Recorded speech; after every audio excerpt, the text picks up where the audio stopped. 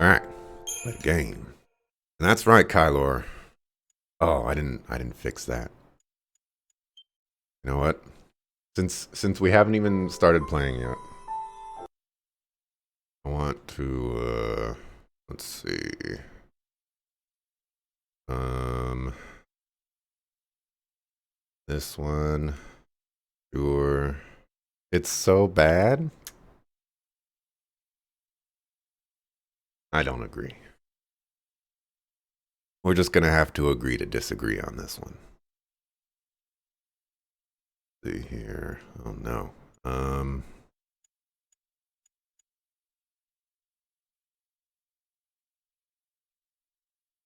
7 a.m. So it would be this one. Yeah. Delete.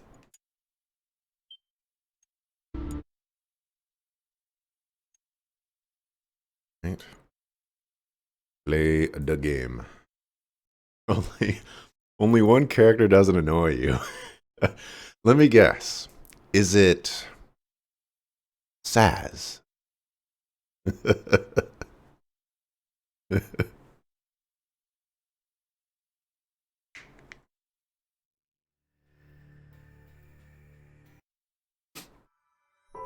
Story is a mess. The presentation of the mess of the story.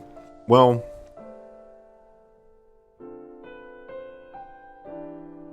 tons of info and the extra junk to read. That stuff doesn't bother me. As I was saying yesterday,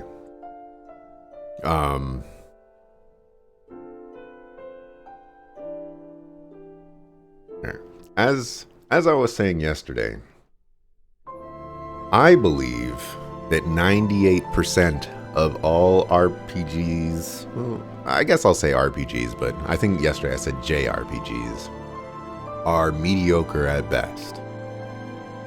And their stories are mediocre at best. So, me going into this game and knowing that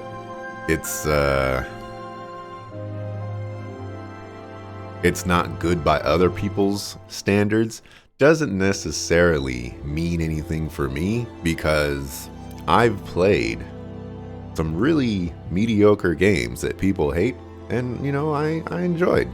Or vice versa.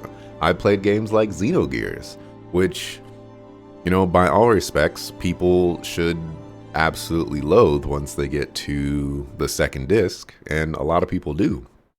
But, you know, I didn't necessarily feel the same way. So I'm not bothered by poorly done stories. You know, that's not necessarily what propels me. I just want, you know, for me it's gameplay first. And I really like the combat of this game. I think the combat of this game is really, really neat. It's really, really different, and it works for me. So it's kind of the driving force for my interest in this game, and also allows me to, you know, say like, okay, story can take a back seat, or hey, maybe I can pay a little bit more attention to the story, figure out where all the plot pieces are going. It's Fang, actually, really, Fang. Can't control the other two characters' AI at all. I don't disagree that they're not that great, but there's plenty of games out there where you can only control one character. I don't think this is unique or something that is so abhorrent that I need to hate the game for it. Alright. Play the game. Deleted my other save. All other stuff. Oh. I might cut this out. Games where you have a party but only control one of them are all pretty bad.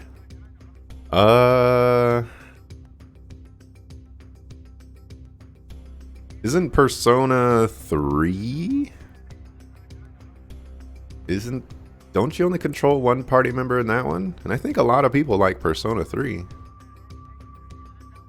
I'm sure there's a couple other ones. You know, if I went down my list, I'm sure I could find a game that, well, see, I think that's where there's a disconnect between us, in that I don't have to play a game to understand if it's going to be good or bad. I think that's probably the wrong way for me to say that. I think how I should say it is, I'm not going to necessarily peg a game as bad if I haven't played it yet. But I can certainly see the benefits of certain systems, even if I haven't played it.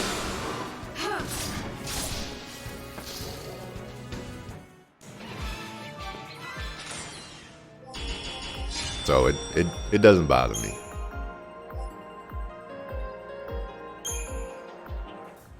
Final Fantasy 12 sucks, 13 sucks, Kingdom Hearts combat sucks. Yikes, Kingdom Hearts?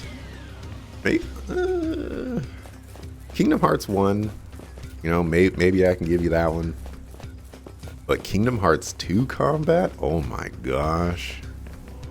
That was so good. Man, Dream Drop Distance combat was so good. Really, you like Final Fantasy 15 combat? I liked Final Fantasy 15 combat. We're just gonna have to agree to disagree on this one.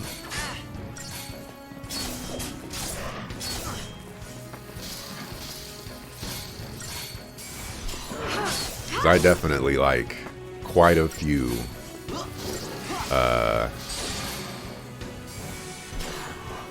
action RPG combats out there. I also remember liking Final Fantasy 12's combat as well. Thought it was very different. But it's been a while since I played it. We'll get around to that one. It'll not be immediately after Final Fantasy 13, but it will be after Final Fantasy 13. Seeing as I'm playing the Final Fantasy games in reverse order. Excluding 7. And I guess 16 I'll play out of order as well, but you know how these things go.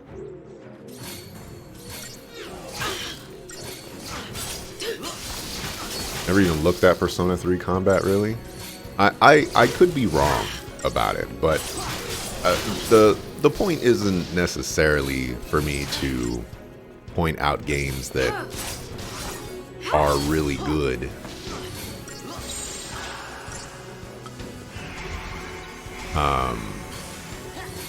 And try to counteract your point or your stance. My intention is really just to point out that there are games out there, whether I'm aware of them or not, and say, hey, this game's probably pretty good, and it has this feature, it does this particular thing. Stay sharp. That's all I'm trying to do. There's games out there. This is gonna sound weird. I know this is gonna sound weird, but bear with me here. Features don't make the game bad. It's how one feature interacts with another feature, and it creates a system. So being able to only control one party member is not inherently bad. It's not inherently good. It's just a feature of the game.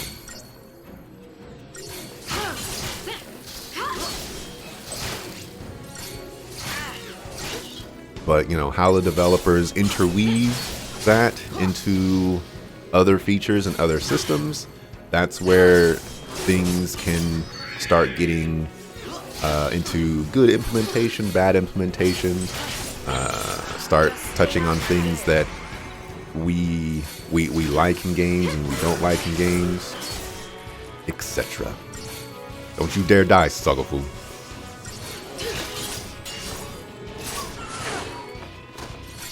Gosh, we're at 10 HP. Heal yourself.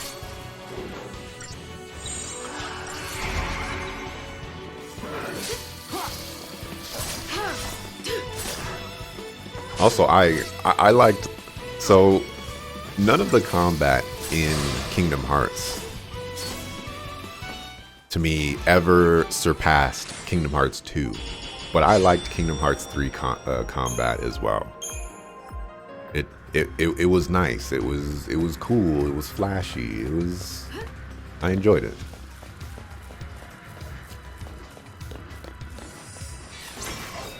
Story, you know, that Kingdom Hearts might be a decent example of a game where I am playing that for the gameplay, but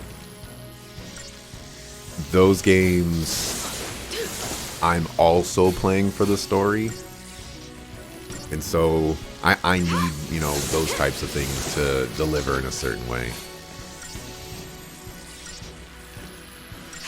Think about all those times people complained Donald didn't cast a heal. That's just part of the experience, you know?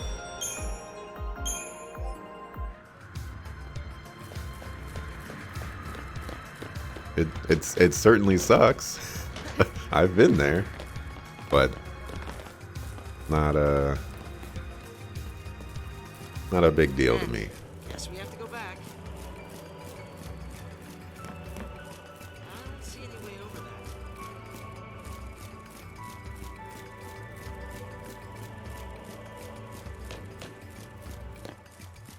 Party members controlled by the AI know you every time, especially when you can't alter the AI, disable certain abilities, make them more aggressive or whatnot.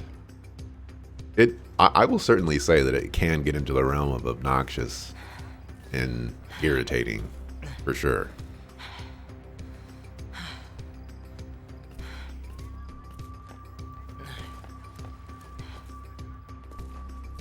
Can we get through this way, you think? You know where you're going, right? I've been here on missions before. Missions? Nothing to do with the Purge, though. The Purge is PSICOM's baby. Our military is split into two arms. The Public Security and Intelligence Command, known as PSICOM, and the Guardian Corps. I was Guardian Corps, Bodum Security Regiment. Wait, but I don't get it. If you're not PSICOM, then why did you board the train? For Sarah. Do you like any Tales games, Kylor? Probably not, but, you know, I'll ask anyways. Join the end of the line! Attention Purge deportees. Follow instructions and stay in your lines. Personal belongings will be returned upon arrival. Halt!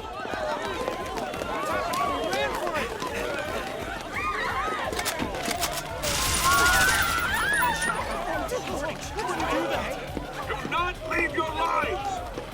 This is for your own safety! Huh? What's the GC doing here? This op's under PSICOM direction. So direct me. Let me on. I want to be purged. Only civs get purged. Sanctum staff and soldiers are exempt. Huh? Then I quit. Line up!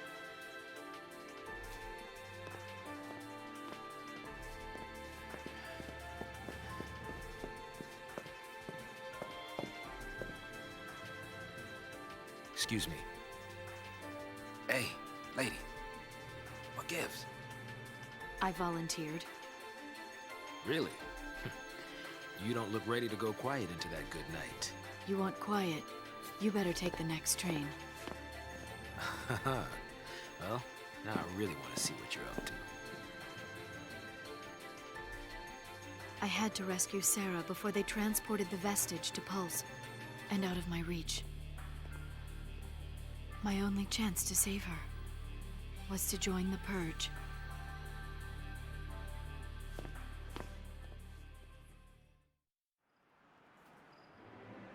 You're telling me you got on that train so you could save your sister? That's crazy. I could never do something like that. It's not a question of can or can't. There are some things in life you just do. Easy for someone like you to say.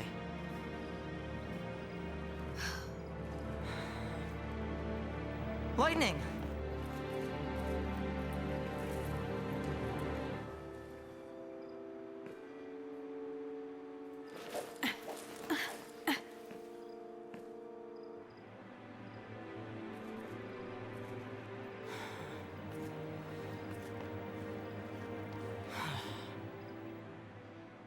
She left me.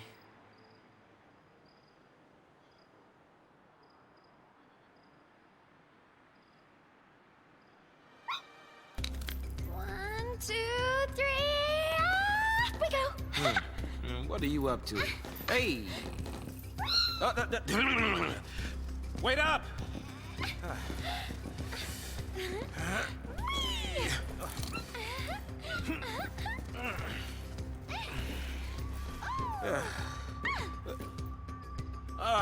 Can't keep up with this girl. As is gained the Synergist role, Synergists play a supporting role in combat using their abilities to enhance and strengthen themselves and their allies. As a Synergist, Az can learn abilities to improve the party's offensive capabilities. Currently, Saz can use the Faith spell, which raises the target's magic attribute, increasing the damage dealt by that target's spells. As he develops in the role of Synergist, Saz will also be able to learn Bravery, which boosts the target's strength. With both of these spells at his disposal, Saz will be able to vastly improve the party's effectiveness against a variety of opponents. When he has gained adequate CP, open the Christogenesis. At times, you will encounter enemy groups engaged in battle with another. With their attentions occupied, it becomes easier for you to initiate combat with a preemptive strike. Coming into contact with a member of either side will initiate a battle against both. However, the enemies may not even notice your presence at first, continuing to fight one another instead. When this occurs, it is most effective to concentrate all of your attacks against the side you expect to have the most trouble defeating. Once you have defeated the first group of enemies, with the help of their foes, you can turn and fight against the already weakened second faction. Pick your targets poorly, and you may be left waging a long and bitter battle against overwhelming odds. So, I like, let me backtrack a little bit and say that I'm not necessarily trying to change your opinion on what are, bad games in your eyes and things like that. But I am trying to alter, I guess, how you approach what you feel are bad games,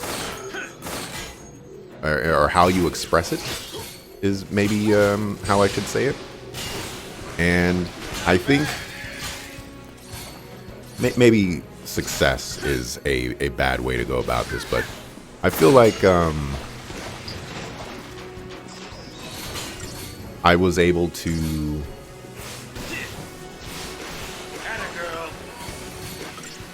get a little bit of pullback, I guess. Like you release the reins or so.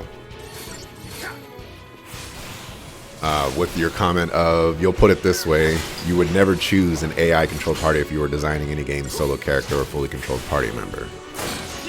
Because, I mean, even when I just mentioned that the Tales games if you liked any of the Tales games, I feel like that also pulled me back because, you know, I'm not 100% sure, but it's entirely possible that you like Tales games out there, and you know, I like a ton of Tales games out there, and they don't let you control your party members. Sure, they let you customize them to choose certain abilities and things like that, but as you have already mentioned, you know, it was just a flat, these types of games are bad. And, you know, once you start getting into some of your favorite games out there, some of the games that you feel are among the best of the best,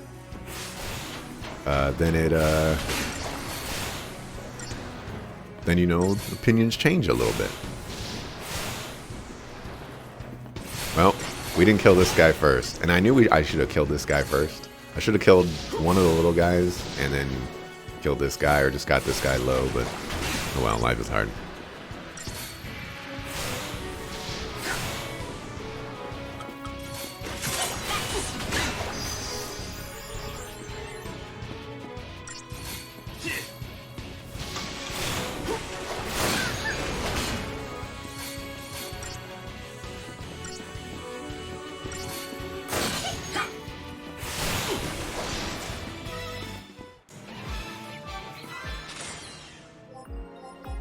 If you could have Tales of and Star Ocean with different combat, you would absolutely change it? Well, sure. I don't think any of us, you know, we all have our specific preferences and what we're looking for. Never seen a rig like this before. Here we go. Oh! Whoa! I knew that would happen. But I guess what I'm getting, or trying to get at, is, you know, you recommended to me one of the Star Ocean games, like Star Ocean 2 or something like that. And you were saying that it was, I don't necessarily know if it was one of your favorite games of all time, or if it was just one of the best Star Ocean games out there, or maybe both.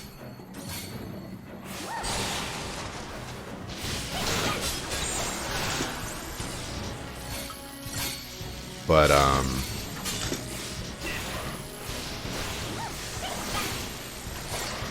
I guess what I was trying to throw out there is that, you know, like, that's one of your favorite games, and it has one of those systems in it. Sure, it would be better without it, but it's still your favorite game. It's not a bad game. Meanwhile, I'm pretty sure you said, but I'm not going to put words in your mouth here.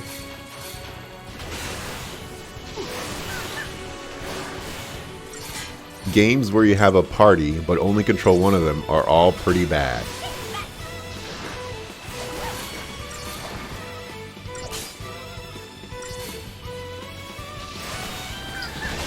So, that's all I'm trying to do. Open your mind. Explore the possibilities.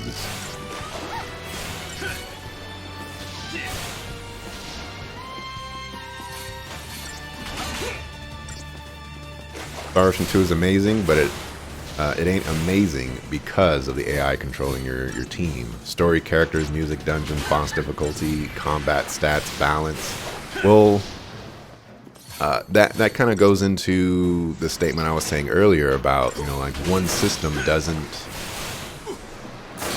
make a game bad, in that it's the combinations of the systems, you know, working together, I guess. And so in this instance,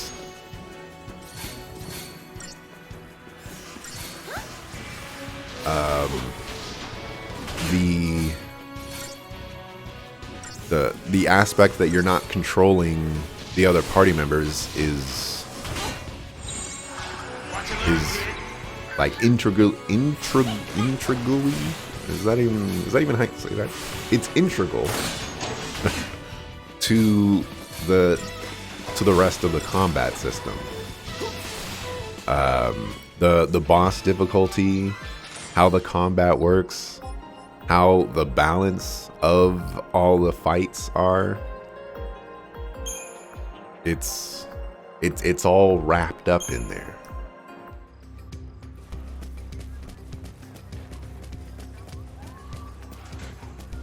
Her treats everything from Pulse as evil, doesn't it?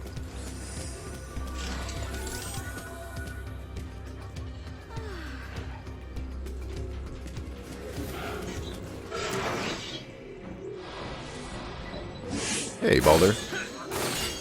Read that all pretty bad line you just quoted along with the comments above it where you said the combat ain't good. Well,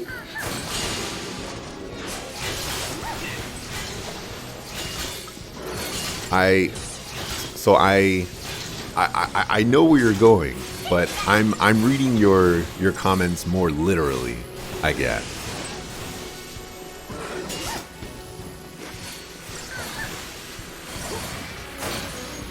Or I'm reading them at face value. Oh. Alright. We can't run, huh? Oh, we're just gonna die. We're gonna do this one over again.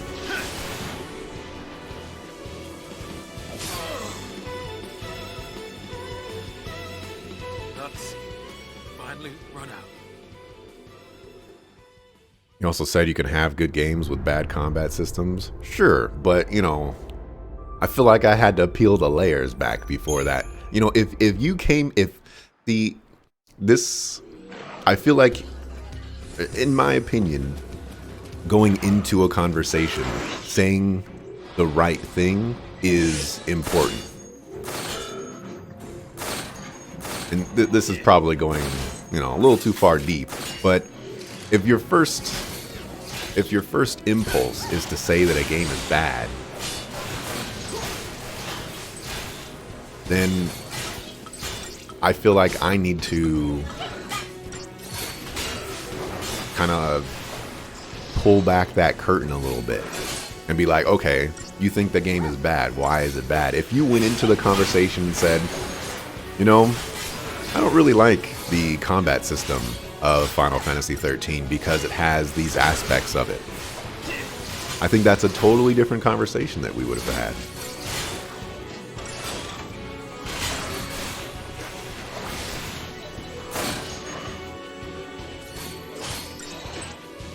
But, you know, because you said that it's bad and then all games that have this combat system are bad, I had to,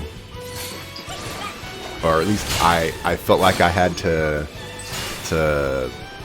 figure out where that's coming from and then see, like, okay, is it really that bad to you, or is there just something else?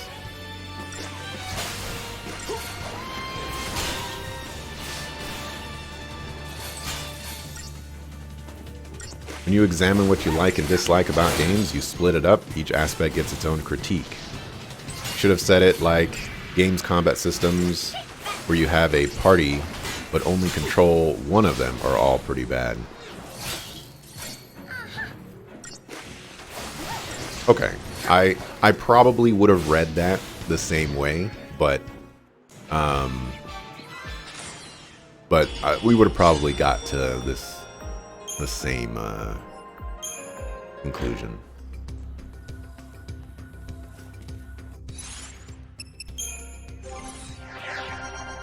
Okay, we should probably spend these points. You have an ability here somewhere. What is it? Overwhelm.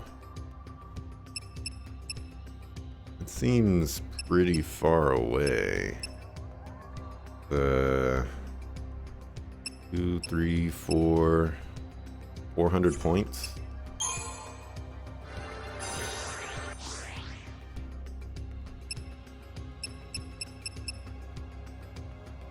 Boost target's odds of interrupting actions. That's also about 400 points.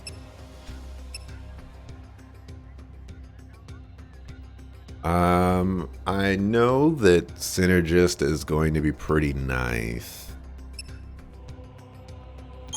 But I feel like I'm going to be a Ravager a lot more at this stage of the game.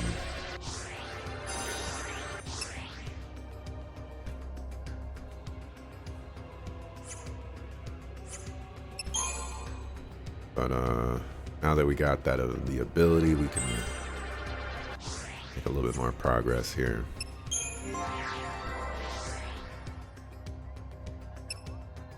Alrighty.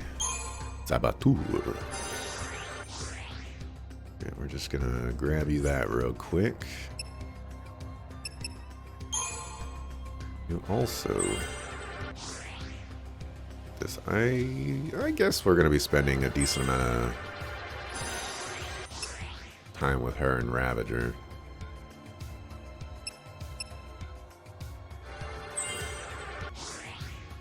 I don't like how pricey these things are.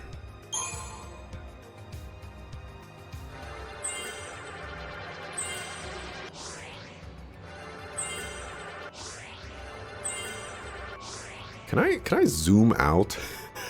Jesus.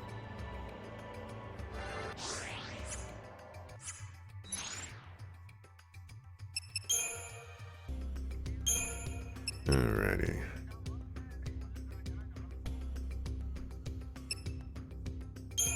How about a Synergist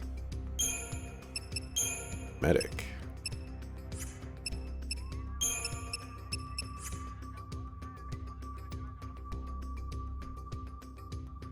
I don't think I'm ever going to choose this one.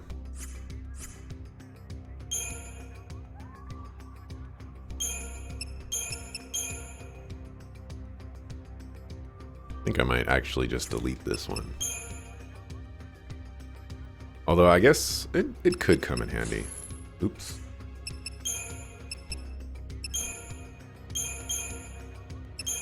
Synergist, Saboteur. We'll do it like that.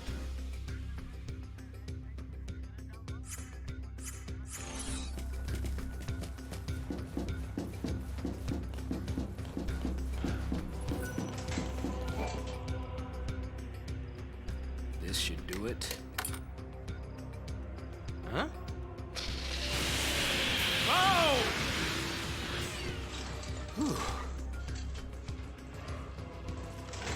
Piece of cake.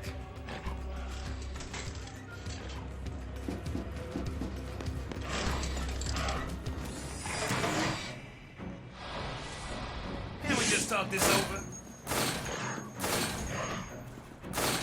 Oh, there's two of them? Oh boy.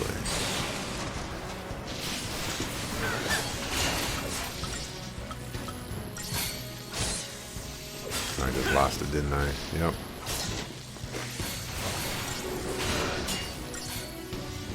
It's gonna be a long battle.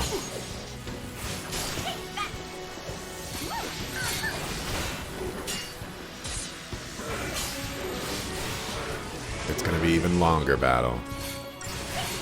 Zagafu.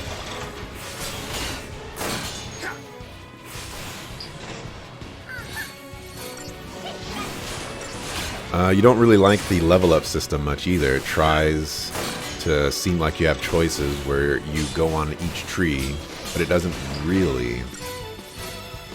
It could all be done automatically on level up. I'm assuming you're talking about Final Fantasy 13 still. I would say that I'm not really a fan of the Crystarium as well, but I will also agree that it's just adding more work. But I think there are some choices that you can make, and I do think that those choices are a little impactful. For example, right there, I got to choose, okay, I want to get these abilities on these classes first before I just go after, you know, like the random stats and things like that. And I do think that those choices are meaningful.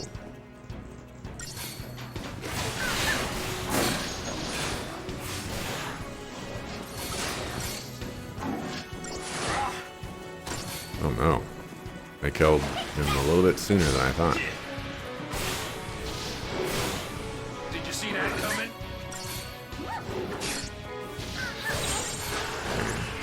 Y'all hit a little hard.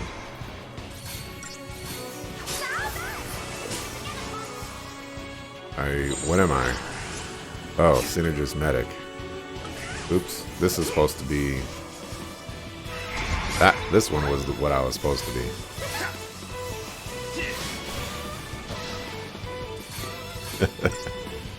Oops.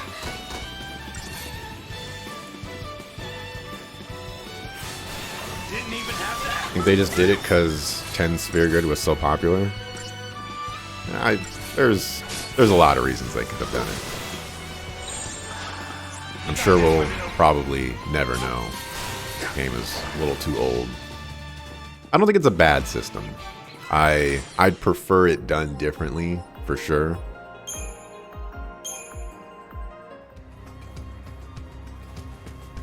But I don't mind. I think I missed out. Yep, I was gonna say, I think I missed out on an item back here.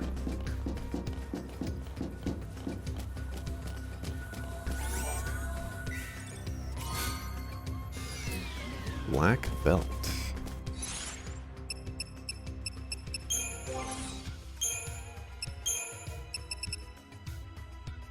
Physical resistance. Interesting. What? Choices are very temporary, really. You can pick the ability first, but the next thing you will get is stats, so you can move on. Well,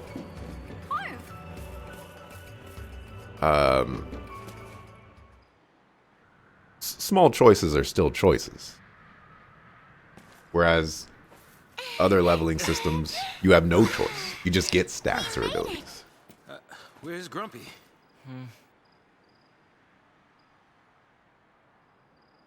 Got left behind, huh? Leave me alone. Hey, This is pointless. Can't keep up. Can't get home. It's over for me. It's not over. We'll get you home. I don't have one. Now that Mom is... What about your dad?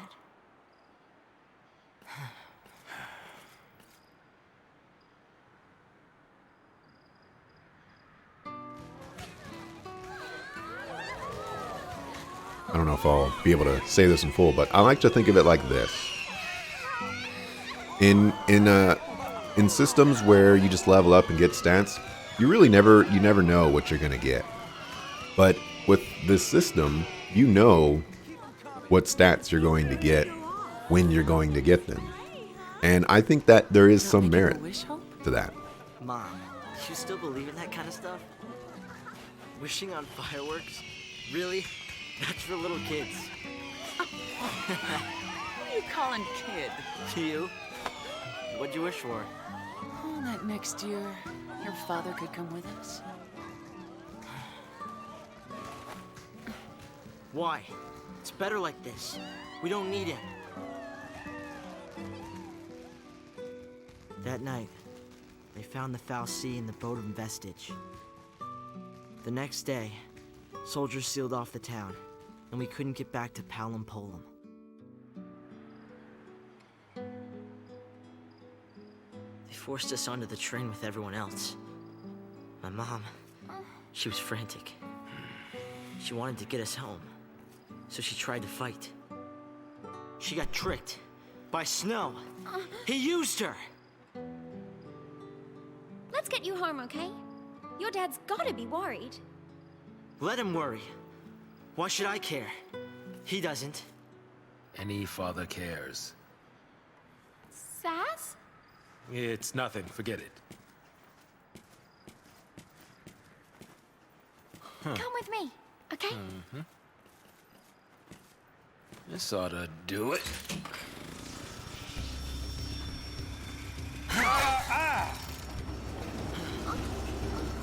We've got time. We'll get you back home. Your dad'll be happy to see you.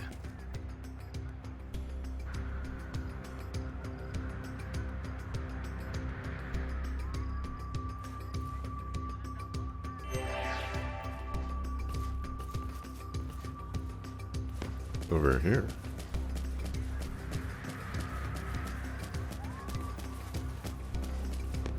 There's... That was great! Oh, this is where lightning was. Fine. It's a choice that will never have an impact. It's like games that give you choices but don't have the same outcome, or but have the same outcome in dialogue. I don't... So... This is probably another thing for me, but I don't necessarily think that... Oh. I just realized the meal's in the party. I don't necessarily think that choices have to have...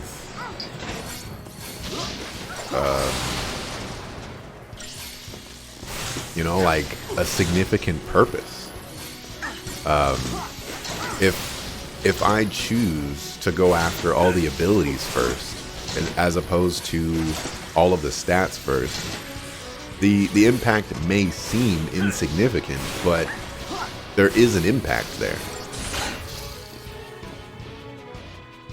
Oh my gosh. I had to go sooner than that.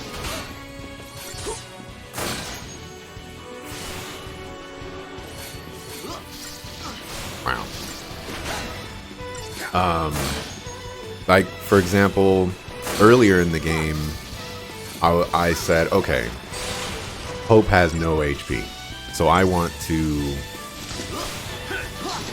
go after all the HP nodes. And, you know, that's what I did, you know, I was going after all the HP nodes and basically ignoring everything else. And, you know, like, was that an impactful choice? You know, did it matter necessarily? No, not at all. I wasn't even using Hope. But it was still a choice that, you know, I made.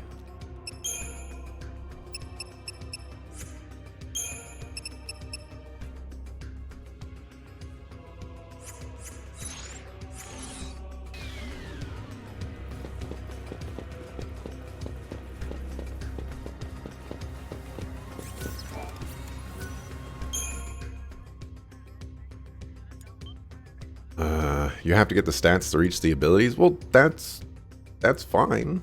I don't see necessarily a problem with that. Like that to me is not a negative. Is not inherently bad. It's not inherently detracting from my experience. Are you gonna turn around? No. Okay. So do I like Hope yet? I'm not really using Hope. Hope is just kind of there.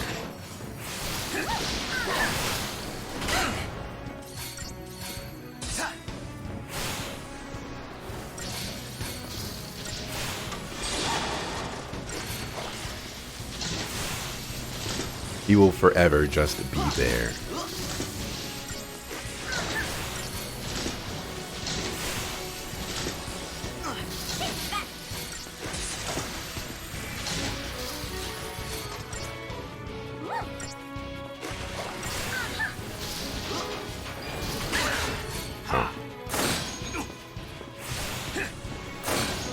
Wow.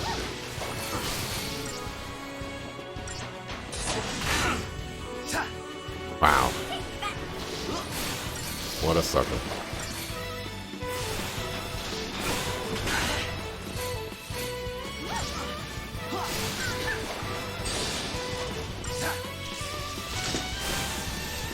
Game forces you to use them all at one point or another, so we will see. Yeah, I'm...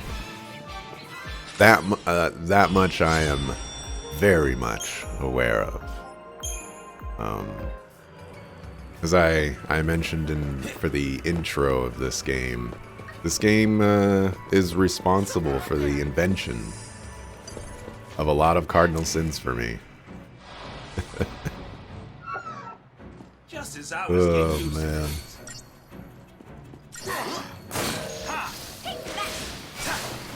Summons are lame too. I don't remember too much about the summons.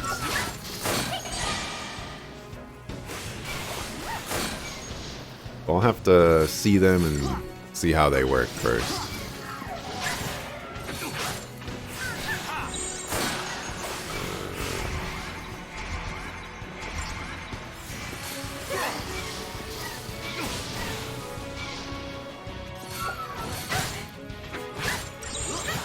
Isn't there a, okay.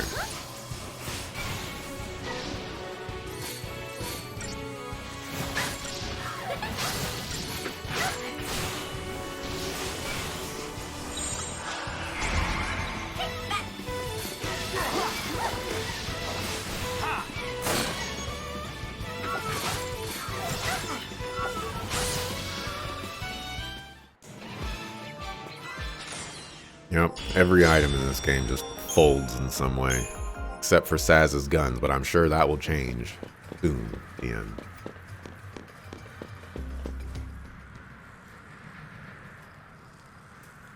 Isn't that A warship from Pulse. You mean they made it this far? No, of course not. Not during the war, and not since. They might have tried, but none of their forces made it into Cocoon. They only damaged the outer rim. Then the Sanctum's Fal'Cie pushed them back. What'd you, sleep through history? More or less. So, what's a ship from Pulse doing here? Once the war was over, people couldn't live near the rim anymore, in places like the Hanging Edge. So the Fal'Cie, they gathered up scrap from Pulse and used it for rebuilding here. This is what was left. A bunch of garbage. Who'd have thunk? A Pulse Fal'Cie and who knows what mixed in with all the trash. Who'da thunk?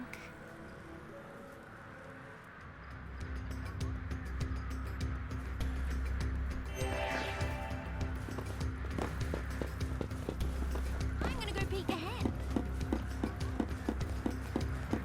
Do me a favor. Stop wandering off and stay where I can keep my eye on you.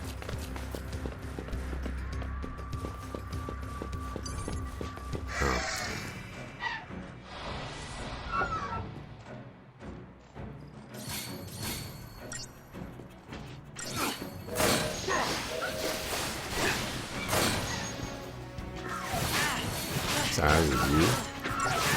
One of the only African American characters in a popular video game. He's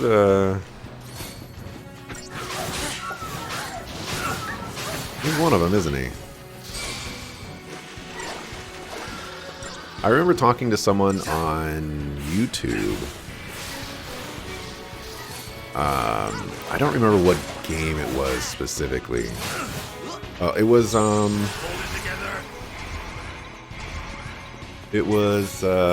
Edge of Eternity, because there's a black character. Oh, that was Saboteur. Whoops. Changing gears. I guess I'm going to Phoenix down you. You suckapoo. Oh yeah, you're the healer. That's funny.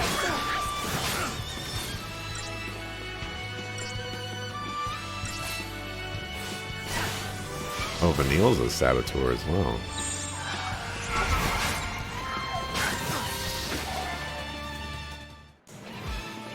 It was Edge of Eternity, because there was basically like one black character in that game.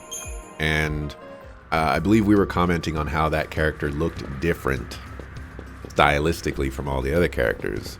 And I had mentioned something about how, you know, like the rest of the game, you know, had more of like an anime feel to it or something like that. And black characters,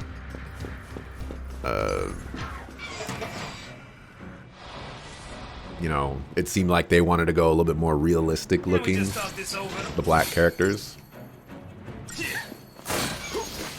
And I had mentioned that, you know, there's not a lot of black characters in video games.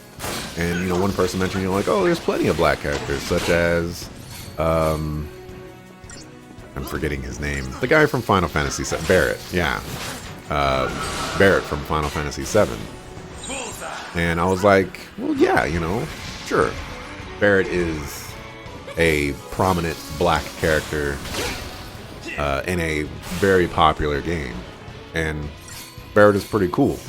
But how many other black characters are in Final Fantasy VII?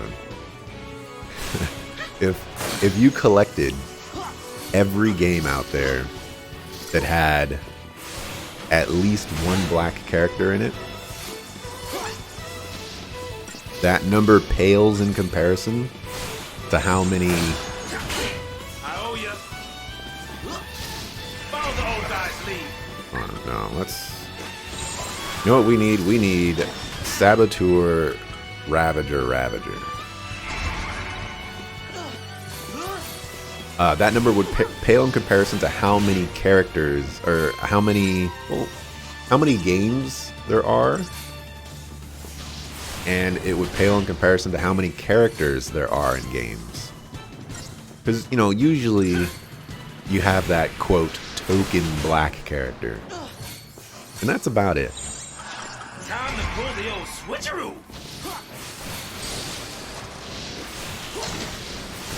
And, you know, in a lot of respects, you know, that's fine. You know, you want to have a black character in your game, that's great. You don't want to have a black character in your game, that's great. It's not necessarily about having a black character in your game. It's about representing the characters in the most authentic way, in my opinion. So, while I would love to see more black characters in video games,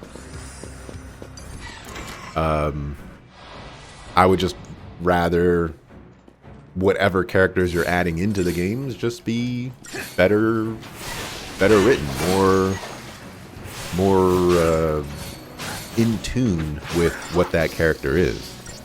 You know, saying things that character would say, doing actions that character would say, and whenever they would do something that's out of character, it would impact that character in a meaningful way.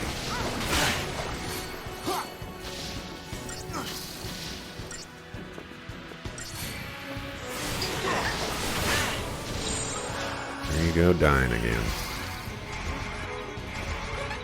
The 2009 study. Go to this one.